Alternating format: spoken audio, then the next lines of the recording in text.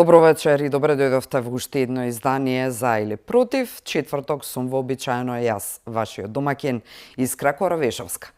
Завршија изборите, работите се и повеќе од јасни, убедливата победа, односно она спектакуларна би рекла победа на ВМРО ДПМН, 55 општини плюс градот Скопје, зборува се во однос на резултатите, но има делови од начинот на кој што се гласаше, од излезноста, од некои периоди меѓу, односно случувања меѓу двата изборни циклуси, за кои вреди да се дискутира и кои излегуваат потоа, се разбира, и се се уште актуелни и деновите по вториот круг во неделата.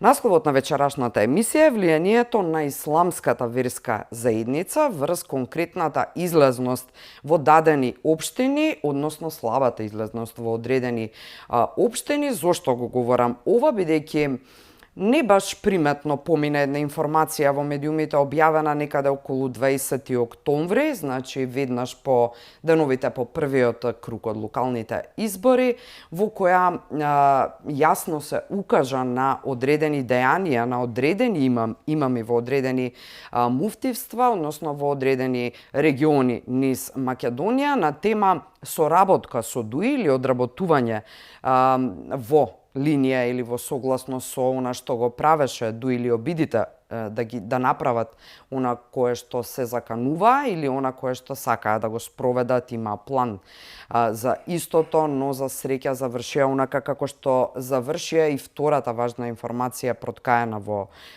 истиот, да речеме, текст објавен во дел од медиумите е повиците од одредени имами за блокади, односно неизлегување на гласање во конкретни општини, каде што исламската верска заедница има и тоа какво силно влијание. Значи, да заклучиме, практично ДУИ заврши онака како што заврши во однос на изборните резултати по вториот круг од гласањето, меѓутоа сепак нивните структури мора да сме свесни се уште присутни и во јавната администрација, но последниот бедем, како што ќе рече мојот вечерашен гостин, на ДУИ очигледно е исламската верска заедница и тоа не како институција, туку во смисла на нејзиното раководство.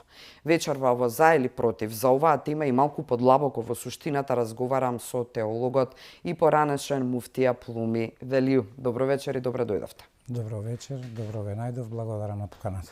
Малку подолг воведот, меѓутоа да оправдаме вечерашнава тема, која мислам дека е сериозно важна, иако клучните информации денеска се уште извештајот на Европската Унија, понатаму подпишувањето на договорот со Бугарија меѓу Николовски и неговиот бугарски колега за железничкиот тунел, но и примопредавањето на власта во град Скопје, бидејќи скопјани за жал очекуваат основни работи да се спроведат од новиот градоначалник, нешто кое што беше опис и попис и на досегашната градоначалничка. Значи, тоа се клучните работи, дневно-политички теми, но се уште и оваа актуелна. Ајде прво во однос на ајде прво за извештајот. Интересна е денешната порака на председателот на владата Мицкоски, кој ќе рече дека, помалку иронично, ќе добиеме петка и ќе бидеме шампиони ако ги направиме уставните измени, а со влез на бугарите во уставот, и веќе следниот ден пак да добиеме вето. Кажано се во една иронична реченица, би рекла, меѓутоа тоа е некако така. До кога притисокот ќе го чувствуваме, господине Велију, дека Европската Унија мора да не прими некако и дека ние мора да ги спроведеме уставните измени, а паралелно во таа насока никако не се однесуваме европски во смисла на стандарди и вредности? Па, јас сега ќе треба да се повторам, пошто мојот став кон Европската Унија како една креација, како една заедница е многу јасен уште од пред 20 и повеќе години. Јас лично, меѓутоа и мојата препорака е до сите други, нема што да очекуваме од Европската Унија, затоа што затоа што перманентно, постојано ќе се наоѓаат други причини за да не бидеме членка на Европската Унија, односно Република Македонија како држава ги има, јас мислам дека сите законски регулативи и таа законска легислатива за членство во Европската Унија веќе спремни, готови, активни, дали се применливи или не, тоа е и насекаде во самата Европска Унија. Што се однесува мене ова ми доаѓа како еден вид на уцена, или направете го ова, или нема да бидете членка на Европска Унија. Ако се вратиме на назад, кој како се стана членка на Европската Унија, тогаш ќе ни биде многу повеќе јасно дека буквално за членство во Европската Унија треба само Европската Унија да донесе политичка одлука и да има политичка волја. Значи, воопшто не се во прашање услови, постигнување на овие реформи или на оние реформи, на, не знам, копенхашки критериуми или вакви или онакви. Но, секако дека јас би сакал да бидеме во таа заедница на Европската Унија, затоа што ние и природно сме дел на Европа, припаѓаме во Европа. Но, имајќи во предвид дека поготово конкретно Босна Херцеговина, Косово, Албанија и Македонија со приличен број на припадници на исламот, јас мислам дека овие земји никогаш и нема да бидат членки на Европската Унија, а тоа поготово факт и аргумент за ова ми е референдумот 2004 организиран од самата Европска Унија во Кипар, од двата дела на Кипар, каде што прашањето беше дали сте за членство во Европска Унија или не. Турскиот дел на Кипар одговори со 78% и повеќе дека се за членство во Европската Унија, додека грчкиот дел со исто толку и можеби повеќе одговори на прашањето дека се против членство во Европската Унија. Меѓутоа, за месец дена грчкиот дел стана членка на Европската Унија, додека турскиот дел остана таму каде што е. Така да, што е битно во цела ова приказна? Битно е во цела ова приказна ние самите во сопствената држава да донесеме закони, кои закони ќе бидат едноставно практични и спроведливи во секој дел на општеството. Значи да обезбедиме благосостојба и солиден живот за секој еден граѓанин на Република Македонија. Затоа што ако ги видиме состојбите во Романија, во Бугарија, па еве, Бугарија е скоро 20 години членка на Европската Унија, па минималната плата е 550 евра.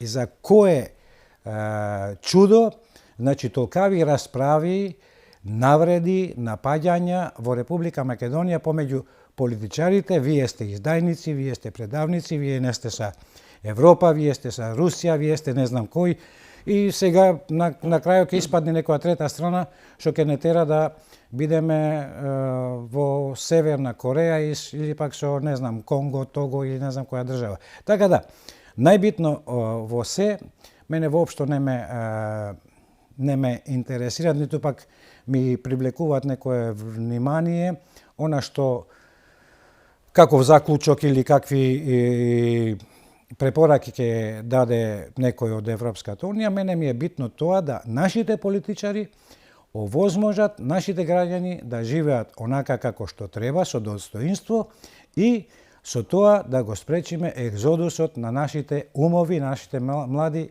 генерации надвор од Република Македонија. Да, кажавте се што е важно да се нагласи на тема нашите претензии кон ЕУ и нашиот евроинтеграцијски пат, така што темава и нема зошто повеќе да ја... Не, и уште ова да кажам, бугарите, та ги внели, та не ги внели во Уставот, тие се дел на Република Македонија. Да, не мислам дека некој се противи на тоа, мислам дека некој има проблем. Никој нема проблем со тоа, меѓутоа проблемот е тоа што ова оди во недоглед. Да, така е и немаме никакви гаранции дека после ова како што беше и со промената на името, уветувањата, ова, на крај, еве, пак сме тука каде што сме.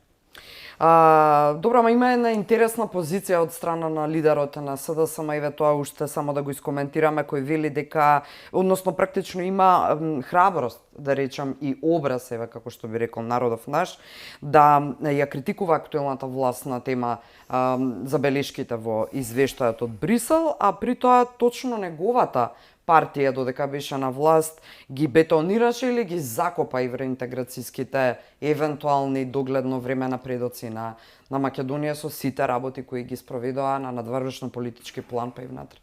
Па не знам сега, тие често пати знаеа да се фалат, да покажуваат прсти во авиончина или вамо таму, меѓутоа по се изгледа дека не знаеле каде биле, што правеле или најверојатно само вртеле кругови над небото над Скопски аеродром и не биле никаде. Венко Филипче воопшто нема што да зборува за евроинтеграциите и за било кој друг процес во Република Македонија.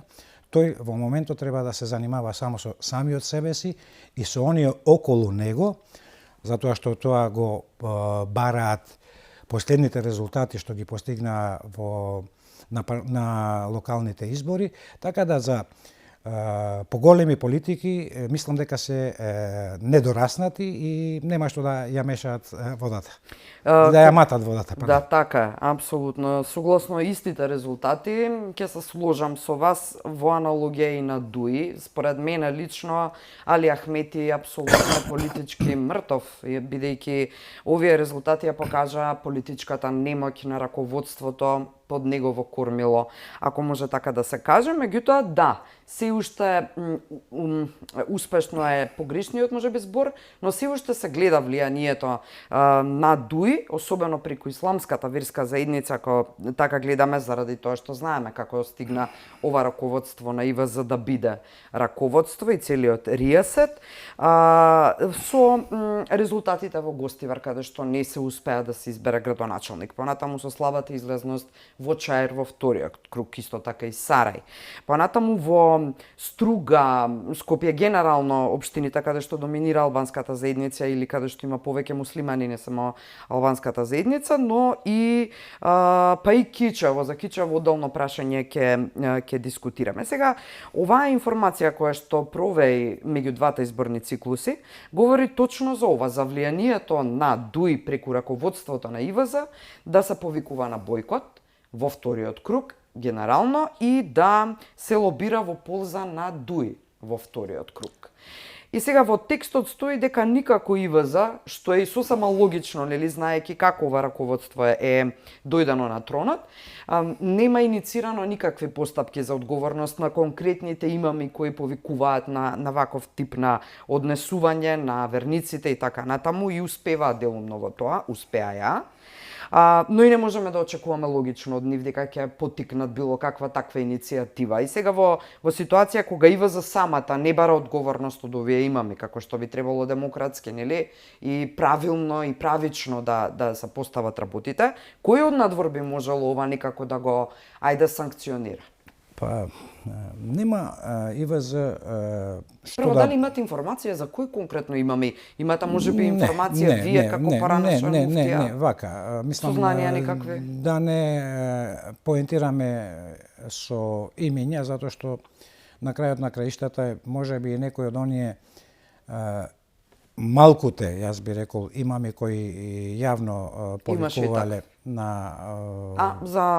повикувале да се гласа против Влен, против ВМРО во интерес на Дуи. Најверојатно тие можеби се и приморани, можеби се на терен, затоа што генерално целата исламска заедница, значи раководството на исламската верска заедница со незиниот прв човек, поинаку не знам како да го именувам, се луѓе кои се во исламска заедница инсталирани точно од Дуи.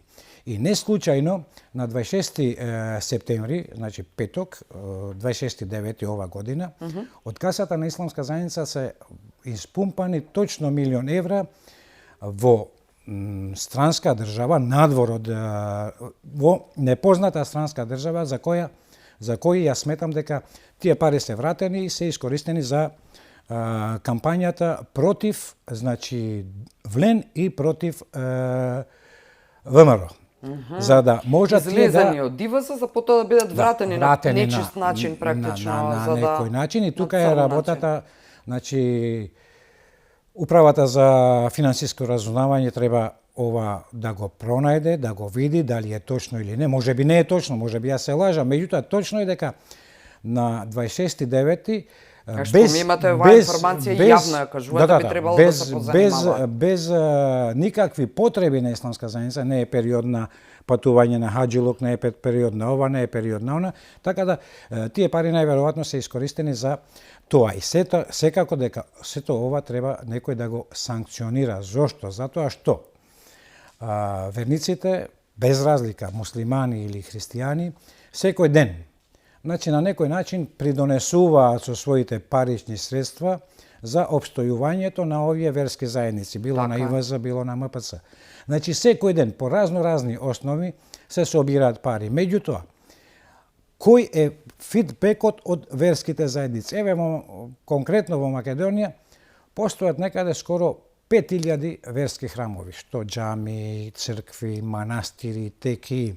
Замислете кога еден верски објект, еден верски храм би хранел по една фамилија дневно, по една само фамилија, тоа се 5000 фамилии, пута 5 членови, 25.000 луѓе денес би го решиле својот екзистенцијален проблем, односно би го решиле проблемот со храна. Да, ма сега ќе ви речат, ете имаме народи кои нема. Тоа е се, значи сето тоа е само една виртуелна лага, затоа што нема такво нешто, не функционира народна кујна за 5-6 луѓе, значи зборуваме за 5000 верски објекти кои секој ден, значи од верниците добиваат некакви средства, добиваат некакви финанси. Да не зборуваме за имотите. Да не зборуваме за имотите, да не зборуваме за другите работи, за другите донации. Меѓутоа, верските заедници денес ниту една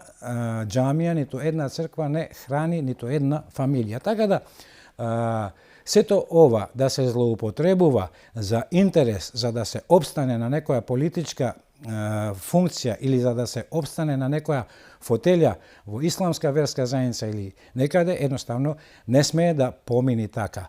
А она што се однесува дека Дуи доживеа фијаско, мислам дека тоа мене барем ми беше многу јасно и тоа јас го очекував, затоа што тука ќе ќе се обидам да направам една паралела на состојбата на Али Ахмети со еден протагонист во романот на Ернест Хемингвеј За кого бијат камбаните. Еден од протагонистите тука е, ми се чини дека Роберт Џордан, кој е професор, страшно голем ентузијаст за борбата против Франко, значи граѓанската војна, меѓутоа случајно на прв поглед се заљубува во Марија, како што и Али Ахмети се заљуби во Соравија. И од моментот кога Али Ахмети се заљуби во Соравија, значи завршија сите ентузијазми, заврши желбата за напредок на албанскиот народ, заврши желбата за било што, едноставно заљубеноста во Соравија му го зеде видот, му го замати мозокот и едноставно дојде во дереже во кое што денес дојде Дуи. Колку е моќна преку влијанието на исламската врст, исламската верска заедница, сега Дуи уште нешто да направи? Пред да влезаме, рековте, тоа е последниот бедам кој би требало да се исчисти на некој начин? Секако дека ако исламската заедница не се врати во основата за која постои, ќе се стално ќе има можности да се прават разноразни проблеми.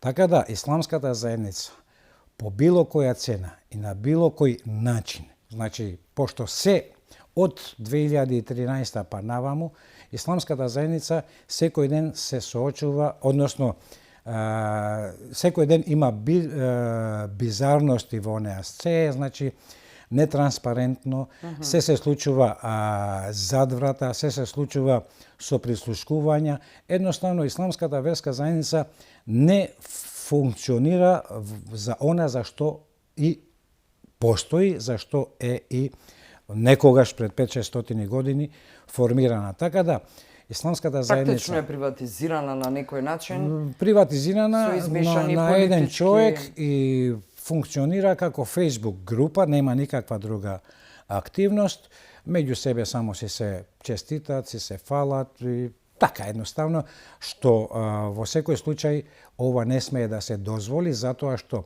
еве сега сме во ситуација кога верските заедници на големо и еден дел на верски службеници, свештеници, оџи или попови, на големо се користат со вештачката интелигенција. Значи предавања со вештачка интелигенција, ова со вештачка интелигенција, а верските заедници, верата е единствениот гарант за опстанокот на човечкиот род. За опстанокот на човечкиот род. Сега, значи, ние имаме една тајна војна, технофашистичка војна. Технофашизмот во моментот го спроведува најподмолниот напад во човечката историја. И тоа преку разноразни вакцини, како што беше COVID и сето тоа, а со цел да ја манипулира нашата ДНК, да го измени нашиот генетски состав и да го дехуманизира човекот. Ке видите, наскоро... Да, ова е многу логично, ке видите, но тука само морам да ви се надоврзам во процент во кој што ние тоа ќе го дозволиме. Ако ние знаеме како треба да ја практикуваме, да ја соџвакаме, условно речено, и да ја употребиме, за да не станеме нејзини робови, во тој случај ова не е можно. Меѓутоа, сега е во прашање ние сме како човечки битја навикнати да уживаме и да кажеме лежи лебу да те јадам. Значи, кога ќе најдеме нешто полесно, тогаш стално го применуваме тоа без разлика дека знаеме дека е опасно. Ке видите дека наскоро и кај нас ке се наметне конзумирањето инсекти. Земјоделството е уништено. Се воведува производство на вештачка храна, како што е синтетичкото месо и слично. Нашиот организам ќе се трансформира во биолошки сегмент компатибилен со вештачката интелигенција. И во цел овој процес на големо, чекор по чекор, ќе го уништиме, ќе уништиме човековата природа, ќе уништиме слободата, човековата слобода, ќе уништиме човековата волја. И сето тоа се прави со единствена цел, да светот се претвори во еден концентрационен логор, опкружен со дигитални бариери или огради, а човекот да се...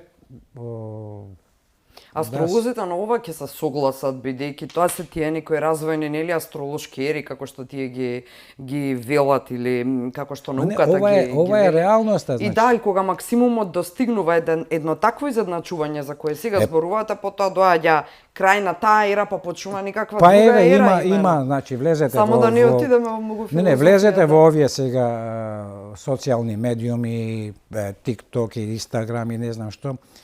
Дете само што се родило денес му вели на доктора вратиме назад, зошто? Затоа што дознав дека татко ми и мајка ми е сиромав. Се сиромаси. Значи сето тоа влијае толку страшно да еден ден ние едноставно ќе се одчовечиме и мислите дека тој материјален свет до тој степен може да преовлада над апсолутно да, затоа што верските заедници наместо да се занимаваат со тоа што треба да се занимаваат, со зачувување на човекот како Божје суштество, како Креација на Бог. Божја креација, како една најдобра креација, верските заедници веќе се занимаваат со имплементација на вештачка интелигенција. По линија на помало отпор, да. Утре задутре со како се вика холограми, ќе имаме оџи по џамиите, ќе имаме попови по црквите, така да нема да има потреба ни оџа да има во џамијата, ни поп да има во црквата, ниту пак на гробишта, еве како што некни беше мртва сабота, да има некој поп да спее, него едноставно ќе си најдиш некој по холограми, ќе ја заврши работата. Така да верските заедници наместо да се занимаваат со ова, што да вистина е во овој момент крајно потребно, тие се занимаваат за да го заштитат Али Ахмети или некој друг, тие се занимаваат кој да биде градоначалник во Струга или кој да не биде градоначалник, односно да не биде Менди Ќура. Зошто? Затоа што Менди Ќура бил самостоен, Менди Ќура бил одвлен, не знам ова, не знам она. Значи, тоа не е работа на верските заедници. Работа на верските заедници да бидат над политичките партии и едноставно таму каде што треба да помагаат и да интервенираат за да се подобрат ситуациите во државата, тогаш треба да настапат верските заедници. Кога е во прашање јавен интерес и општествено добро. Јавен интерес, општествено добро и кога тоа не го прават. Состојбата на верниците, затоа што Македонија према меѓународни статистики некаде 96 или 97% декларирана како религиозни луѓе. Да, така е. Припаѓаат на ова или она верска заедница. Во ситуација во која, ајде вака да условно речеме дека се заштитени како бели мечки, сега во случајот вечер зборуваме за ИВЗ, но верувам дека го делиме мислењето дека тука е и за МПЦ. Сите верски заедници. Апсолутно. Во таква ситуација, кој треба да ја почне промената суштинска, вистинска? Што треба да се случи? Револуциониран протест на верниците внатре да влезат, не знам, во ИВЗ, што да направат? Значи, тие... Бидејќи кога институционално, еве го кажавте конкретниот пример за парите кои излегле па влегле на црн начин и со кои дефинитивно финансиското разузнавање и финансова полиција евентуално треба да се занимава. И еве јавен апел вечер во уште еднаш повторпат. Меѓутоа, еве кој е другиот институционален надвор од ИВЗ начин? Институционален пат внатре во ИВЗ, значи така се донесени тие нормативни акти на верските заедници, да никој не може да ги гиба, никој да не одговара. Тука, предходно и државата и државните институции кои треба да се занимаваат со платниот промет, со дознавање или информација од каде ги обезбедува средствата, од каде доаѓаат донации, зошто доаѓаат донации. Никој не е против донации, никој не е против трошење на пари, никој не е против... Тај никогаш не било проблем. Значи, меѓутоа, многу е битно од каде доаѓаат тие пари, зошто доаѓаат тие пари, која е намената на тие пари. Затоа што ако денес ги користите за ова или за она, не значи дека утре донаторо нема да ви наложи да ги користите за некој терористички акт. Така е. Така да, се ова, или имаме преку 10-15 илјади невладини организации во Република Македонија. Никој до ден денес во светот, поготово Западо, не дава ниту 1 цент од неговиот данок. Сето тоа се пари кои треба на некој начин да се исперат или пак да се искористат во некој нивни понатамошен интерес. Што направиле невладините организации во Република Македонија? Дали направиле некој мост, дали направиле некоја чешма, дали направиле некој пат, дали направиле некој училиште. Битно донеле 2 компјутери во некој училиште или однеле не знам 3 клуб или не знам какви други се. Меѓутоа, од друга страна, сите поголеми невладини организации, сопствениците или директорите на тие невладини организации станаа богаташи, и то невидени богаташи. Така да државата, значи, не смее државата, како што се уште е така, знаете, ние не се мешаме во верските заедници. Точно. Никој нема право да се меша во верските заедници, во она како го организира верскиот живот, на кој начин го организира верскиот живот, она што е примарно на верската заедница. Секуларноста се почитува, кога се знае дека во Република Македонија, врз основа на Законот за платен промет, ништо не може да се плати во кеш повеќе од 6.000 денари или 5.000 денари. Во исламска заедница и во другите верски заедници на каса исплати се исплаќаат по 100.000 евра, по 200.000 евра или и никој нема увид во тие. Правиш некакви си уплати надвор од државата, без фактура, без никакво покритие. Каде одат тие пари? Зошто одат тие пари? Значи, се додека нема документ каде одат и зошто, која е намената на тие пари, тогаш тука има сосема нешто друго, односно сомнителни активности кои еден ден ќе ни дојдат на глата, ќе ни се скршат од глата буквално. Кога сме кај институционалното надворешно постапување во ИВЗ, еве да речеме пред 5-6 години, немам информација и не најдов денеска подготвувајќи се за емисијава, кога тогаш Скендер Бузаку се јавно излезе на пресконференција одпред ИВЗ и кажа дека до обвинителството доставил документи за криминал, за сомнителен начин на циркулација на парите во врска со Сулейман Реджепи и дека тоа е направено така како што е направено, обздани човекот, покажа и документи и така натака. Од тогаш наваму јас не најдов ниту еден текст што направило обвинителство. Значи, имате ли информации? Имаше ли некаков процес против Реджепи? Имам точни информации, затоа што јас сум дел од сето тоа. Значи, поднесено е во основното јавно обвинителство за гонење на организиран криминал, тогаш беше Вилма Русковска шеф на тоа обвинителство, со точно 117 докази. Со 117 докази за неколку милиони евра, истиот тој и копија од тој обвинител, од таа пријава, кривична пријава, фактички, е поднесено до УЈП, до Управа за следење на за финансиско разузнавање, до финансова полиција, до Америчка амбасада, до Турска амбасада, до Француска амбасада. Ова е 2020, 2020 или 2019, ми се чини. Добро, едно од тие две години.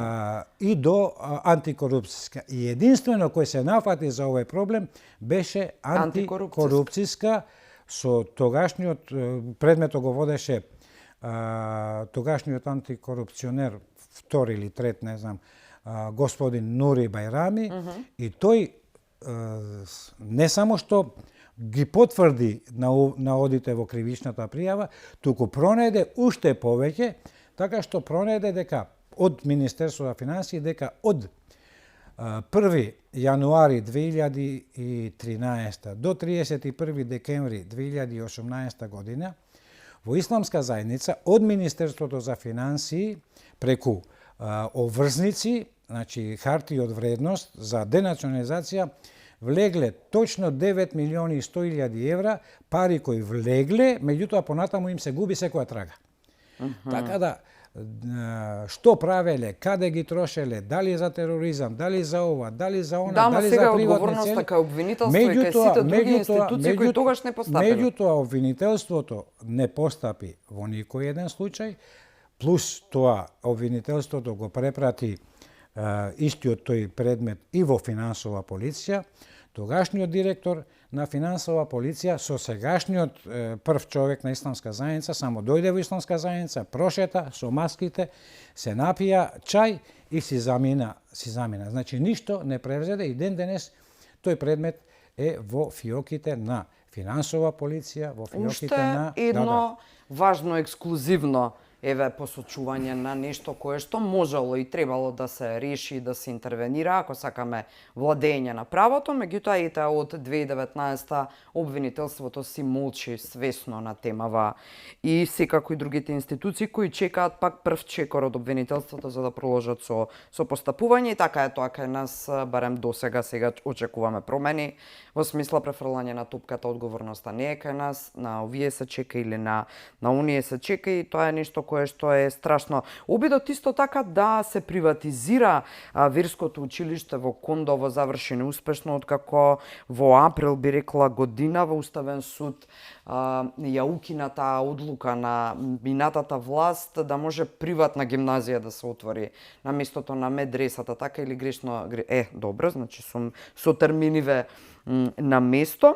Да, во април оваа година ја укинува одлуката од март 2024 на минатата влада за согласност ИВЗ да отвори џамија. Мислам, која е на основа на која законска база власта одлучува дека треба да се меша? Тоа е едно од медресата, Иса Бек медреса, постои скоро 600 години во Република Македонија. И тоа е специјално училиште за производство на кадри кои се потреби на исламска верска заедница. Значи, почнувајќи од муезини, во џамијата, имами, хатиби, муалими, па се до професори. Така да, нема... Вие бевте исто дел од средношколските денови? Од средношколските денови во Алаудин медреса во Приштина, факултетот во Сараево, што за жал не успеав да дипломирам во Сараево, дипломирав на нашиот факултет во Скопје, ради војната и така, како и да е. Меѓутоа, тогаш таква една глупава екскурзија направи тогашниот претседател на владата, технички Талат Џафери со Шакир Фетаху, едно училиште кое постои 600 години, го згасна веднаш и регистрираа ново приватно повторно се лични интереси бизнес. Гимназија со неколку теолошки предмети, што капак на сето тоа става претседателот на Уставен суд на Република Македонија, сега Дарко Костадиновски. Дарко Костадиновски, кој, значи, се извинувам и тоа за жал, морам да кажам, вели вака: фала му на Бога, значи пазете, што уставните судии успеа да ја зачуваат секуларноста на државата. Замислете каква глупост. Фала му на Бога. Да, контрадикторност. Не контрадикторност, ова е глупост, така да тој треба заради ова изјава веднаш да си поднесе оставка од функцијата судија, а не претседател на Уставен суд. Меѓутоа, фала му на Бога, после тоа е и навистина така. После сето ова, владата, актуелната власт, значи актуелната власт предводена од господинот Христијан Мицковски и во одлична соработка со претседателот на Алтернатива Зекерија Ибрахими, односно сега еден од претседателството на Влен или Вреди, така, успеа да за краток период го решат проблемот на Средното исламско теолошко училиште Иса Бек медреса. Тоа ќе ве прашав, значи сега функционира според онаа традиција од 600 години. Онака како што треба, иако јас би бил уште поригорозен, затоа што ние треба да припремаме кадри за потребите на верниците од исламска верска припадност. А тој на кој што му требаат кадри за полицајци, за офицери, не знам што, тоа нека го припрема државата. Јас би се заокружил повеќе. Така. Зошто? Затоа што сосема, еве на пример сега имаме ситуација со полицајците, средна полициска академија. Имавме средна полициска академија, па ја немавме и сега полицајците ни се во ситуација каква што се. И точно е, тоа сега е новиот закон, не знам кога ќе почне да се имплементира или дали е имплементиран, се донесе една промена, се формира повторно средна полициска академија, меѓутоа на таа академија да одат учениците од трета година па натаму. И што е сосема нормално, затоа што едно момче од 14 години се уште не е во состојба дали да што сака да биде во живото. Едноставно, простете ми на изразо, на 14 години, час му се секса, час му се гледа цртани. Така е, уште се деца, да. Се уште нема. Така да, едноставно, меѓутоа треба да се воспостави ред на секаде. Со вас времето секогаш брзо поминува, темите се многу интересни, особено затоа што и јас не ги владаам совршено, па ми доаѓа како еден час фин, едукативен. Мора да направиме куса пауза за реклами. Господинот Плуми Велију, теолог и поранешен битолски муфтија, е вечерва во За или против. По паузата за реклами се враќаме на истата тема назад, бидејќи остануваат си уште неодговорени прашања на тема влијанието на ИВЗ во конкретните општини во однос на слабата излезност.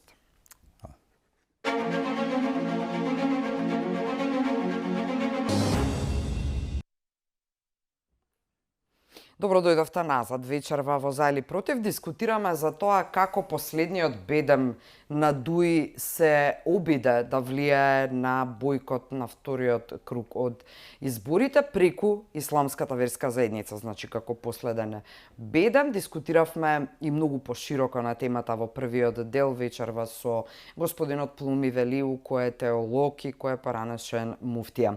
Господине Велију, еве конкретно, пред да преминеме на тоа како надворешните институции или фактори може да влијаат врз промени суштински во ИВЗ, ме интересира што се случиве конкретно во Гостивар. Исто и Кичево е интересно. Ајде прво во Гостивар. Таму не излегува во доволен број луѓето, значи од 82.893 вкупно гласачи излегува само 26.819, мнозинството гласаа за кандидатот на ДУИ. Имате конкретни можеби информации како изгледаше влијанието таму и како тоа се правило на терен? Пака сега прво да малку го заокружиме ова околу исламска заедница решението. Значи во решавање на ситуациите во исламска заедница може да помогнат сите релевантни фактори, актуелни во државата, меѓутоа немат никаква обврска. Значи немат никаква обврска. Законска. Законска. Ние како сме формирани и организирани во едно тело кое го нарекуваме Иницијатива за реформи во исламска верска заедница. Добро. Значи сме кажале насекаде како што ќе направиме, што треба да направиме. Да, и многу пати јавно на пресконференции за да исламската заедница ја вратиме онаму каде што припаѓа, да има апсолутна автономија во незиното действување, да никој не може да влијае врз неа ни за добро ни за лошо, едноставно таа да се функционира како што треба во рамките на она што значи законска легислатива во Република Македонија. Меѓутоа, ако се уште не доедеме до добар слух и до благонаклонетост од релевантните фактори во државата кои треба да не сватат, да не ни стават пречки, затоа што досега ни ставаа пречки, значи на суд пречки, вамо пречки, во полиција пречки. Значи бевме буквално потискувани со полиција, со судски предмети, со ова, со она, така да сето тоа да заврши.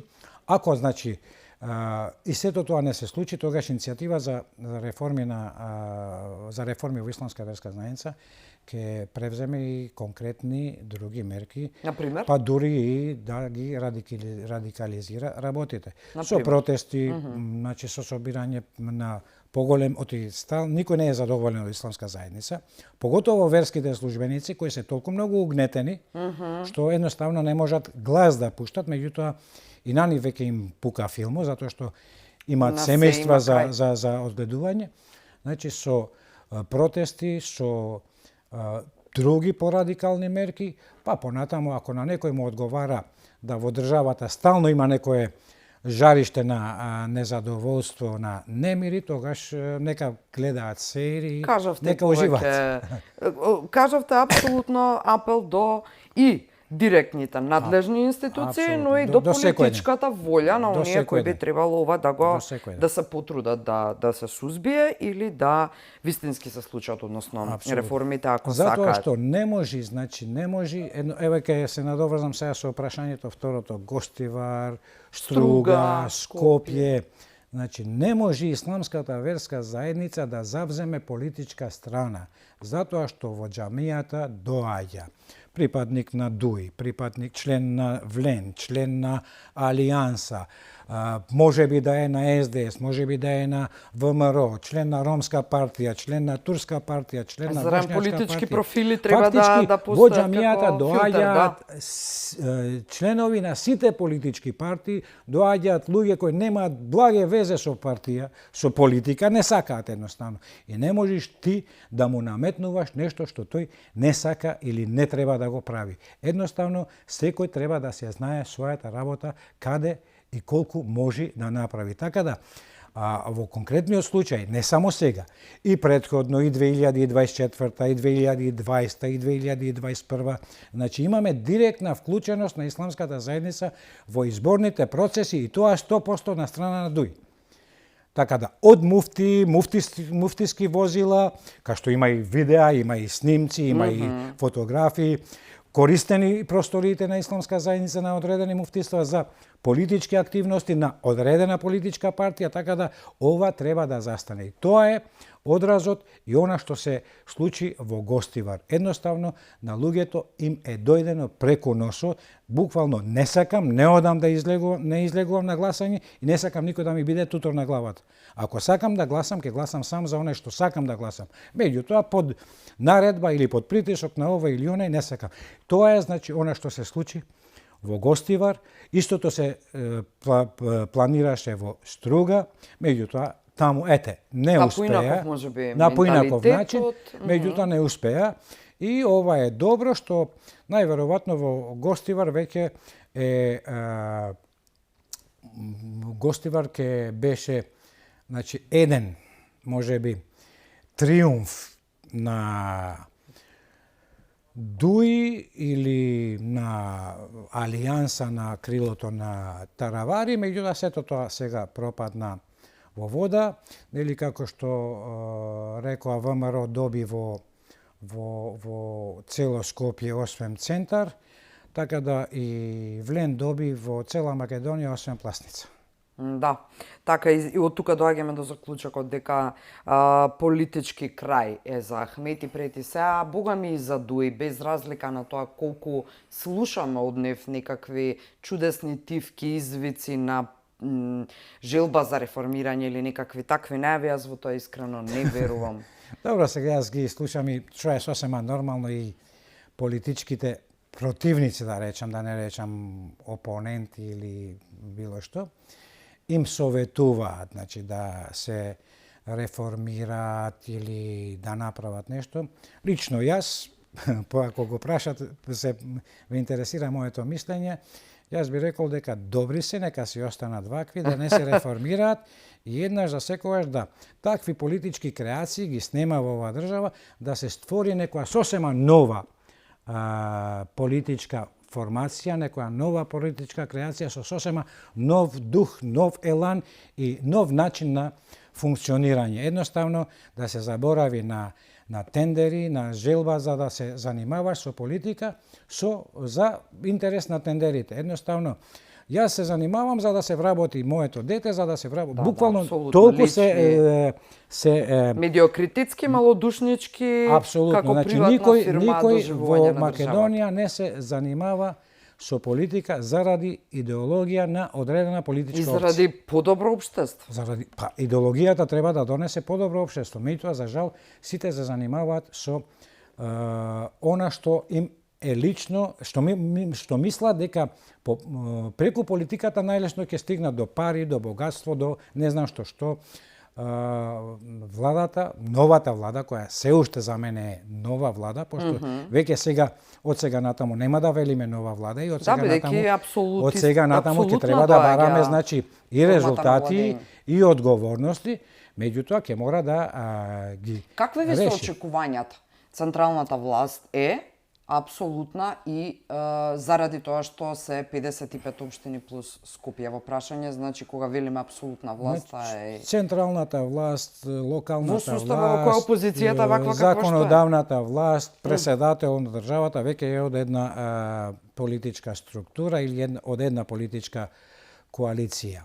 Јас очекувам, значи не очекувам многу, меѓутоа очекувам работите да се донесат на една позитивна нула. И кога ќе се донесат работите на една позитивна нула, тога значи дека ќе се богатиме. Односно, кога најму должиш на никој и да немаш ништо во џебот, значи сепак си богат затоа што никој не ти тропа на врата. Меѓутоа, Верувате во тоа во ситуација ваква кога е многу слаба позицијата? Верувате дека тоа можно да се направи? зошто позицијата што може да направи? Па не знам да е коректно. Никогаш позицијата никогаш никаде не може да направи, затоа што и одредени луѓе кои сега се во опозиција, кои се испробале, тие никогаш не можат да бидат власт. Тие се такви, значи, за да бидат во опозиција и од опозиција можат само да псујат, да карат, да напаѓат, меѓутоа дајте им власт и нема да се снајдат во власта. Како што е случајот, нели сакаше сега за време на изборите одредени луѓе да некој ќе руши џамија на Попова шапка, другиот ќе руши црква на Попова шапка,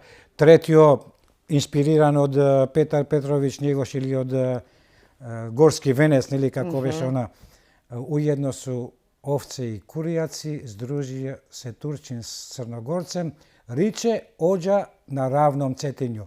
Значи, да го застани оџата, да не вика езан во Тетово, значи Апасиев, кој е страшно isfrustriran и човек со преголем гнев и омраза кон сите.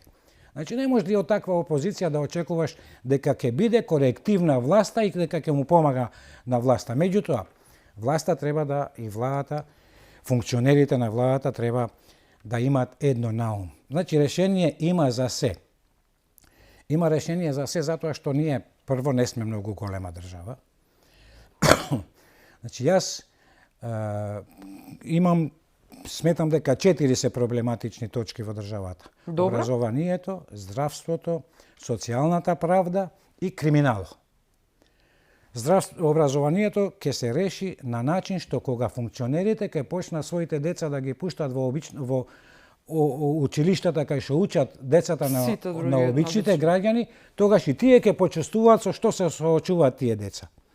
Здравството ќе се среди тогаш кога функционерите нема да се лечат по белиот свет со пари кои не ги заработиле, туку ќе се лечат каде што се лечат обичните граѓани на Република Македонија. Во Мајка Тереза, па да таму заглави 3 сати со паркингот да го изгуби термино или да нема реагенси за тумер маркери во онкологија или не знам што, тогаш кога функционерите, значи ќе се лечат исклучиво во државното, односно во здравствените институции во кои се лечат сите граѓани на Република Македонија.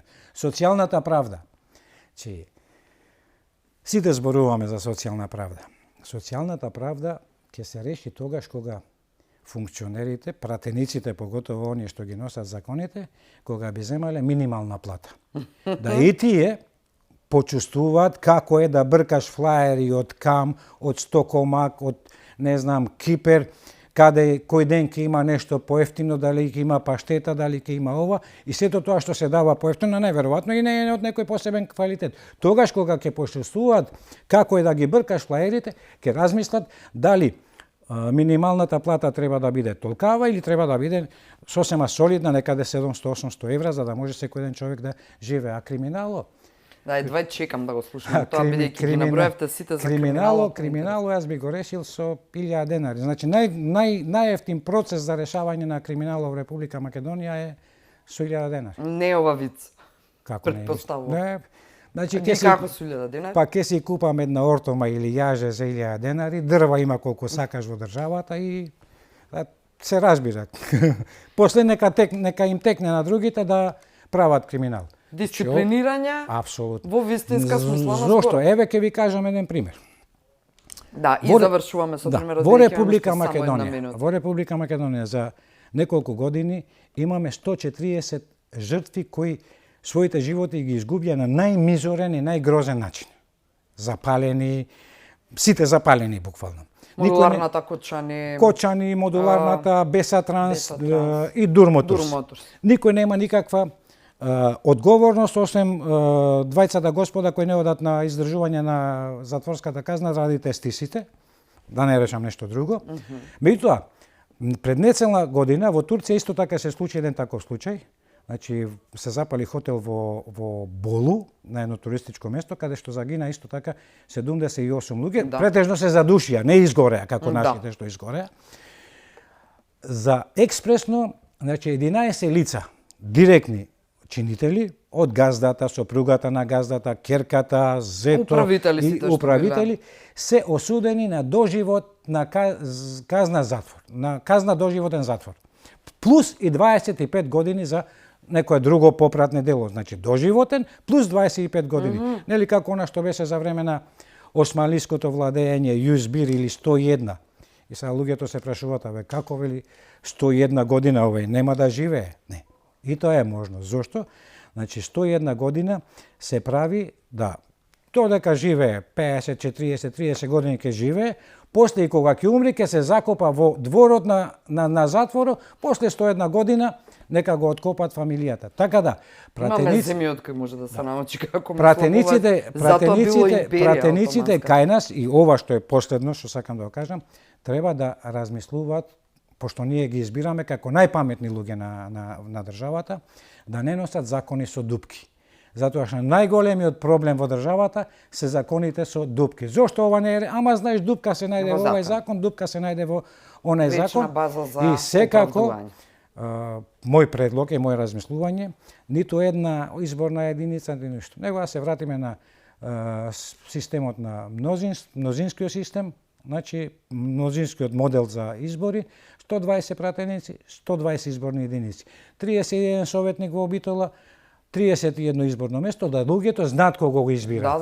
Да. А не вака Да, ова е тема која што некој од Струмица да биде носител во Битола, некој од Битола во Куманово или онај од Куманово во Дебак. И повторно само во интерес на партискиот систем. Господине Плумевелију, беше задоволство да се разговара со вас вечерва. Кажавте толку многу интересни, па и забавни, но притиси информативни, едукативни, подсетивте на одредени работи, па споделивте и ексклузивни информации како за парите што се одлеале од ДИВАЗ пред да почнат изборите. Ви благодарам што бевте вечерва дел од За или против. Мора да ја завршиме емисијата, инаку верувам дека и уште ќе си траев. Фала ви на поканата и на гледачите им посакувам убава ноќ. Благодарам што не следевте, јас уживав, се надавам и вие останете со нашата програма, гледайте и утре За или против, пријатно.